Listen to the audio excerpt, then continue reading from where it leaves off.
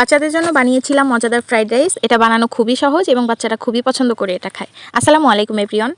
এখানে একটা কড়াইয়ে আমি পরিমাণ মতো বাটার দিয়ে বাটারটাকে গলিয়ে নিয়ে এরপরে কিছু রসুন কুচি দিয়ে দিচ্ছি। রসুন কুচিটা একটু ভেজে নেওয়ার পরে এখানে দিয়ে দিয়েছি কিছু পেঁয়াজ কুচি। পেঁয়াজ আর রসুনটাকে এখন আমি খুব ভালো করে একটু ভেজে নিব। পেঁয়াজ আর রসুনটা একটু লাল করে ভেজে নেওয়ার পরে এখানে আমি এক এক করে সব সবজি অ্যাড করব। এখানে আমি আজকে দিয়েছি বরবটি এবং গাজর, আপনারা যে কোনো সবজি দিয়ে এটা করতে পারেন। এখানে আমি এবার দিয়ে দিলাম বরবটি কুচি দিয়ে এটাকে একটু নেড়ে চেড়ে হালকা ভেজে নিয়ে, বরবটিটা যেহেতু একটু শক্ত তাই ওটাকে একটু বেশি টাইম নিয়ে ভেজে নিয়েছি। তারপরে দিয়ে দিচ্ছি গাজর কুচি,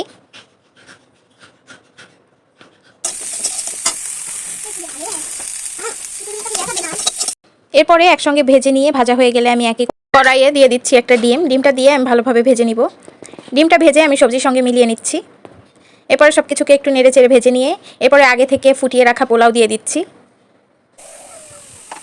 এরপরে নেড়ে চেড়ে নামিয়ে নিলে রেডি হয়ে যাবে আমার বাচ্চার খাবার। এই খাবারটা খেতে ভীষণই মজা হয় এবং আলহামদুলিল্লাহ আমার বাচ্চারা খুব পছন্দ করে খাবারটা খেয়েছে। এই যে আমি পরিবেশন করে নিয়েছি। আল্লাহ হাফেজ।